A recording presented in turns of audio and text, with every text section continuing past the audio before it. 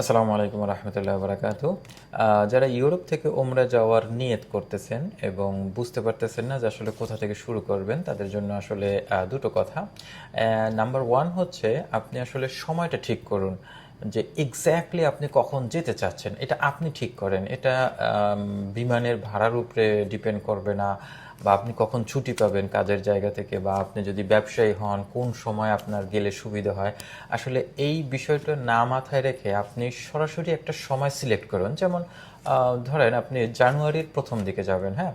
So সেটা হচ্ছে কি, আপনি কি জুন জুলাই আগস্ট সেপ্টেম্বরের দিকেই আপনি ওই জানুয়ারির প্রথম দিকের ফেয়ারটা দেখতে থাকেন। যখনই আপনার একটু বাজেটের ভিতরে আসে তখনই কিনে ফেলেন।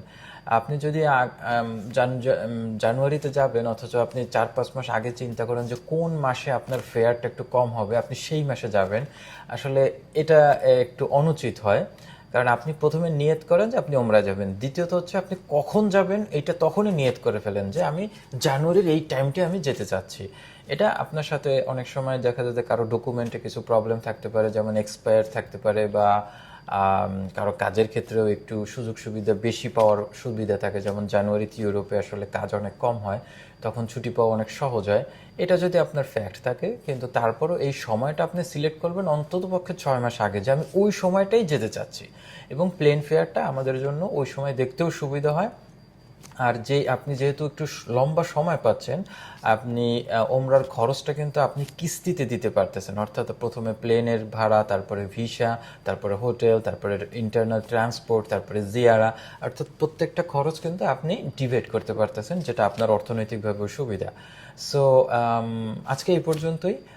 একটু খেয়াল রাখবেন যে আসলে ওমরার টাইমটা এটা সিলেক্ট করে এবং ওইটাই টার্গেট করে, কিছুতেই যেন ওই টার্গেটটা মিস না হয়।